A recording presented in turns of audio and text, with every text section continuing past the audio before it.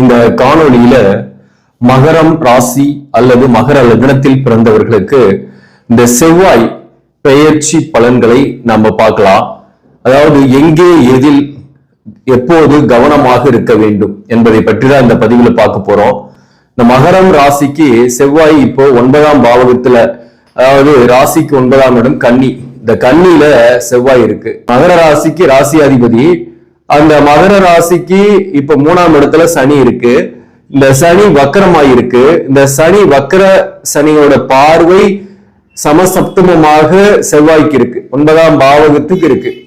இப்போ எந்த விஷயத்துல கவனமாக இருக்க வேண்டும் அப்படின்றதுதான் நீங்க இந்த காலகட்டத்துல தெரிஞ்சுக்கிறது நல்லது.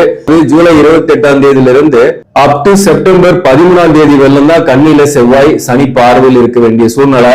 சோ அதனால இந்த டியூரேஷன்ன்றது கடந்து போகக்கூடியதுதான்.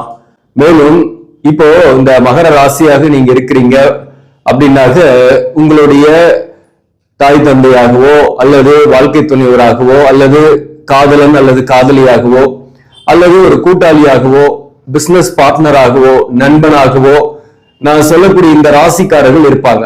நீங்க வேணா செக் பண்ணி பாருங்க. மேக்சிமம் சொல்றேன், விதிவிலக்குகளும் இருப்பீங்க.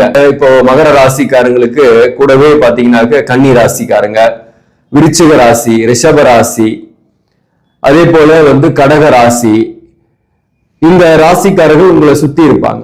மேக்சிமம் மீன ராசி, இந்த ராசிக்காரர்கள் உறவாக இருக்கிறாங்க அப்படின்னாக்க ஒரு தாய் தந்தையா இருக்கிறாங்கன்னா அதுல முக்கியமா 9ஆம் இடத்துல செவ்வாய் இருக்கிறதுனால தந்தையின் உடல்நலத்துல கவனம் செலுத்திங்க. அல்லது தந்தைக்கு பொருளாதார ரீதியாக ஏற்ற இறக்கமான ஒரு சூழ்நிலைகள் இந்த காலகட்டத்தில் இருக்கலாம். மேலும் அல்லது சில பேருக்கு தந்தையுடன் கருத்து வேறுபாடுகள் வரக்கூடிய வாய்ப்பு தான் மிக அதிகம். சோ தந்தையின் உடல்நலத்துல கவனம் செலுத்திக்கிறது நல்லது.